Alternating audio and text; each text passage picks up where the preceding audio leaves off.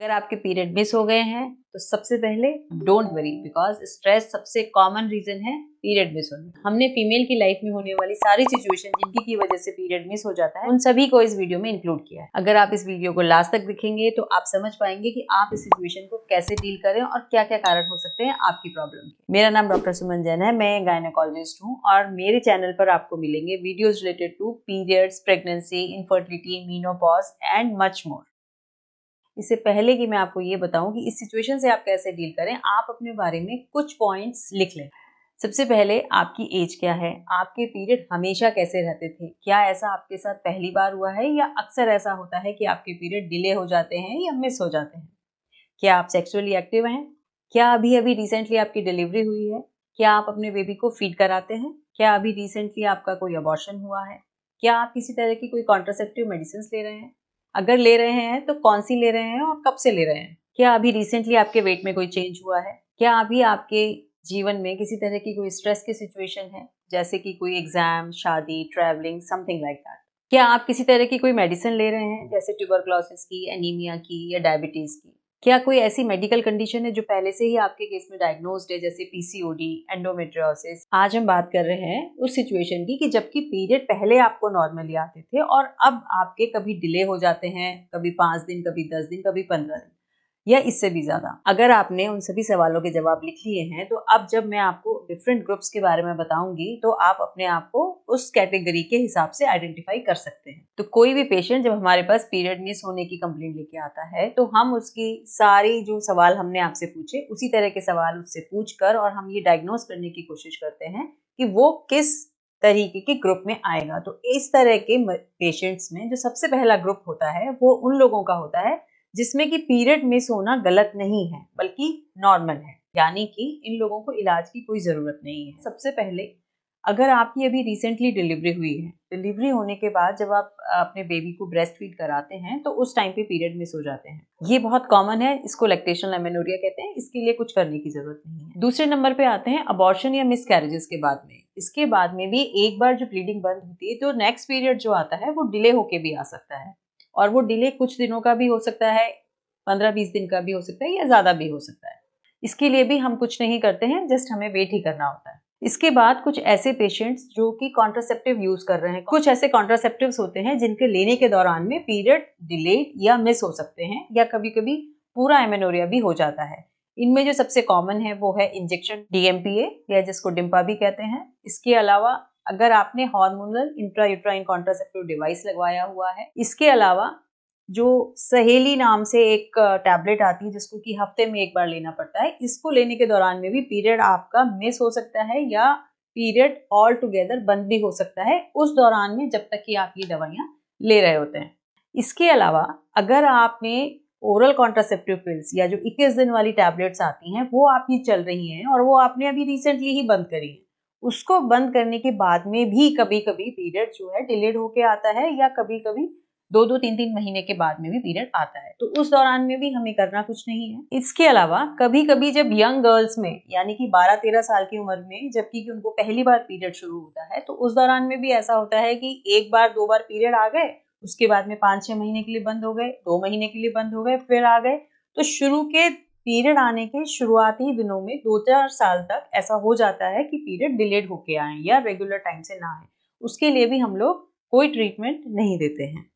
इसी तरीके से मेनोपॉज की एज में यानी कि 40 प्लस की एज में जब पीरियड के जाने का टाइम रहता है जिसको कि हम पेरीमेनोपॉज भी कहते हैं, उस टाइम पे भी डिलेड पीरियड होना एक कॉमन बात है जिसके के लिए हम कोई ट्रीटमेंट नहीं देते।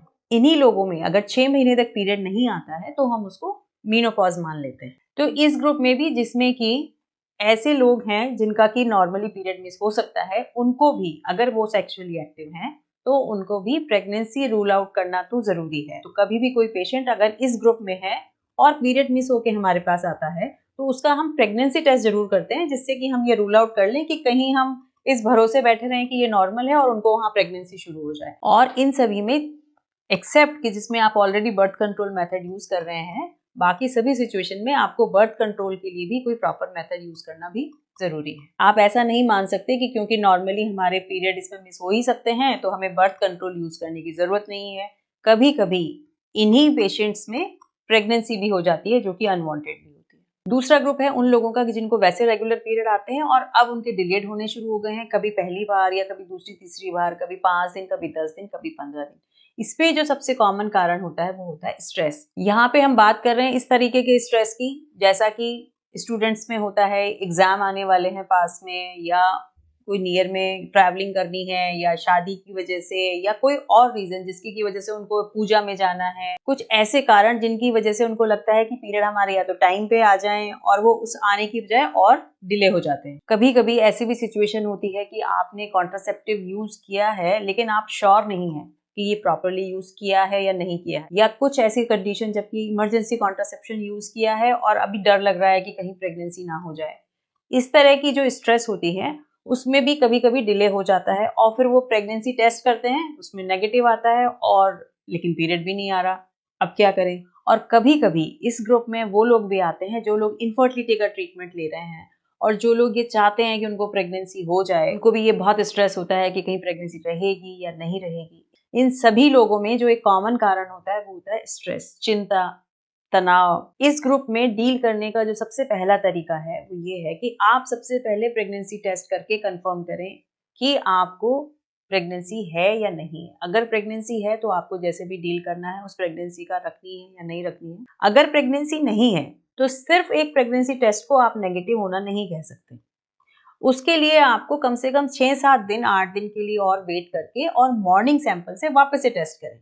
अगर उसमें भी आपको नेगेटिव आ जाता है इसका मतलब है कि आपको प्रेगनेंसी नहीं है। आपको एक और बात याद रखनी है कि जिस दौरान में आपने ये वेट किया है 6-7 दिन का, 8 दिन का सेकेंड टेस्ट करने के लिए, उस दौरान में आपको सेक्सुअली एक्टिव नहीं होना है, वरना फिर से वही कंफ्यूजन हो जाएगा कि कहीं जो अब इंटरकोर्स किया है उसकी वजह से नई प्रेगनेंसी तो नहीं स्टार्ट होगी। तो आप कॉन्ट्रासेप्शन का यूज करें और 6-7 दिन के बाद में वापस से टेस्ट करके देखें। उसमें भी अगर आपका नेगेटिव आ जाता है तो आप डॉक्टर के पास जाके और विड्रॉल की मेडिसिन ले सकते हैं, कोई प्रॉब्लम नहीं है। इस ग्रुप में कुछ लड़कियां वो भी आती हैं जो जिनका वेट गेन सडनली हुआ है या कम हुआ है, तो ऐसा जो वेट गेन कम या ज्यादा होता है उसकी वजह से भी पीरियड कभी कभी डिलेड हो जाता है, रुक जाता है, या कभी जल्दी भी आता है, लेकिन इसमें डिलेड वाले भी पेशेंट्स रहते हैं। इस ग्रुप में जो सबसे इम्पोर्टेंट बात है वो ये है कि स्ट्रेस की वजह से हमारे पीरियड ऐसे डिलेड हो क्यों जाते हैं। पीरियड बॉडी का एक सेंसिटिव प्रोसेस है। अगर आपको किसी भी तरीके की स्ट्रेस है तो उसका इफेक्ट आपके पीरियड्स पे पड़ेगा। किसी को जल्दी आ जाएंगे, किसी को ज्यादा आ जाएंगे, किसी को रुक जाएंगे। रुकना भी काफी कॉमन है। ब्रेन में एक एरिया होता है जिसको बोला जाता है हाइपोथैलेमस। हाइपोथैलेमस की वजह से ही हमारा पीरियड रेगुलर तरीके से कंट्रोल होता है। और हाइपोथैलेमस किससे कंट्रोल होता है? वो कंट्रोल होता है आपके इमोशन से, स्ट्रेस से, आपकी थिंकिंग से। ऐसी सिचुएशन में जितना ज्यादा आप पीरियड के बारे में सोचेंगे, जितना ज्यादा पीरियड के बारे में बातें करेंगे, पूछेंगे, कुछ गर्म दवाइयां खाना शुरू कर देंगे, उतना ही आपका डिले होता चला जाएगा। उसकी बजाय आपको रिलैक्स करें। 1 हफ्ते के बाद में, आप 1 हफ्ता या 10 दिन के बाद में वापस से टेस्ट करके देखिए। वो भी अगर नेगेटिव आता है तो बड़े आराम से आप मेडिसिन ले सकते हैं डॉक्टर से और आराम से आपको पीरियड आ जाएगा।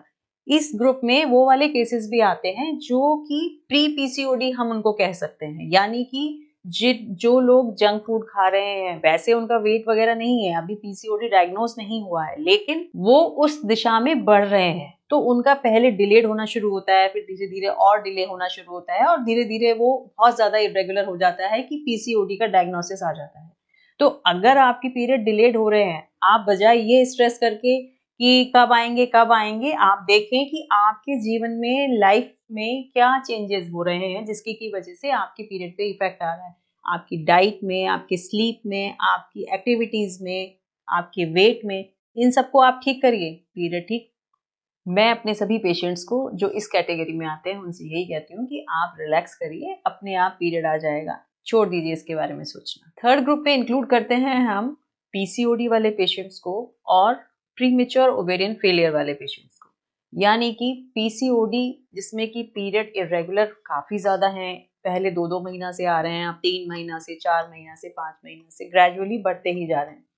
इसके अलावा एक जो और कॉमन आजकल मिलने लगा है और यंग लोगों में भी काफी आने लगा है वो है प्रीमेच्योर ओवेरियन फेलियर, यानी कि वक्त से पहले ओवरी ने काम करना बंद कर दिया है। ऐसे लोगों का जब सोनोग्राफी वगैरह की जाती है तो उसमें फॉलिकल्स भी बिल्कुल नहीं मिलते हैं। इसका भी अपना एक ट्रीटमेंट रहता है, लेकिन समझने वाली बात यह है कि इन दोनों ही प्रॉब्लम का, पीसीओडी का भी और प्रीमेच्योर ओवेरियन फेलियर का भी, आप जो कर सकते हैं वो यही है कि आप अपनी लाइफ में पूरे चेंजेस करें। लाइफस्टाइल मैनेजमेंट जिसको हम कहते हैं वो आपको करना पड़ेगा पूरा थॉरो, तभी आप इस प्रॉब्लम को प्रॉपरली सॉल्व कर सकते हैं। इसके बाद में जो चौथा ग्रुप है वो उन लोगों का है जिनको कुछ सीरियस प्रॉब्लम्स है, या कह सकते हैं कि जिनको कुछ दूसरी प्रॉब्लम है जिसका कि मैनिफेस्टेशन यहाँ पे हो रहा है पीरियड नहीं आके।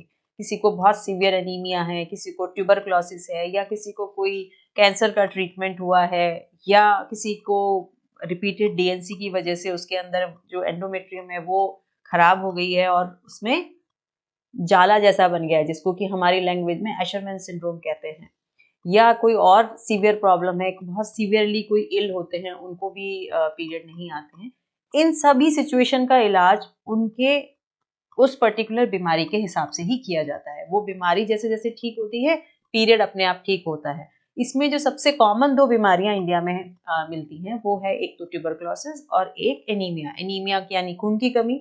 अगर खून की कमी रहती है और वो इतनी रहती है, पेशेंट को उसके लिए काफी लंबा ट्रीटमेंट लेना पड़ रहा है, तो उसमें पीरियड मिस भी होने शुरू हो जाते हैं। इसके अलावा ट्यूबरक्लोसिस का जब ट्रीटमेंट चल रहा होता है तो पीरियड धीरे धीरे पहले कम होने लगते हैं और फिर धीरे धीरे काफी पेशेंट में बंद भी हो जाता है। इसका मतलब ये नहीं है कि सबके साथ ऐसा होगा, कुछ के साथ ऐसा होता है।